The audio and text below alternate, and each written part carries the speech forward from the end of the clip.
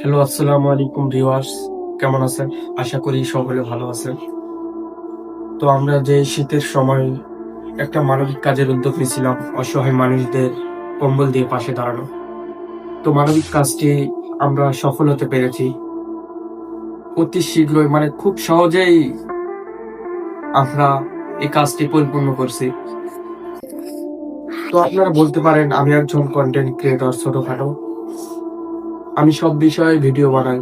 কিন্তু এই কম্বল দেওয়ার বিষয়ে ভিডিও কেন বানালাম না? তো আমাদের সংগঠন থেকে এটা দেওয়া হয়েছে। বাইরে থেকে কেউ শরিক হয়নি এবং আমাদের এই সংগঠন পরিচালনা করে আমার এক বড় ভাই। সেই বড় ভাইয়ের নিষেধ ছিল ভিডিও বানানো, তাই থেকে ভিডিও বানানো হয়নি। তো আমি কম্বল দিতে যাই, আমার একটা মানে আফসোস হয়েছে, মানে দেখে একটা বিষয়টা ভীষণ খারাপ লাগছে। বিষয়টা হচ্ছে সেই অসহায় মানুষদেরকে দেখে আমি চাচ্ছি তাদের মুখে একবেলা খাবার তুলে দিতে। তো আমি পার্সোনালি ভাবে এই উদ্যোগটা নিছি।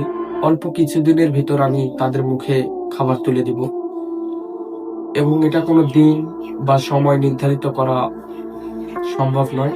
অল্প কিছুদিনের ভিতর আমি চেষ্টা করব।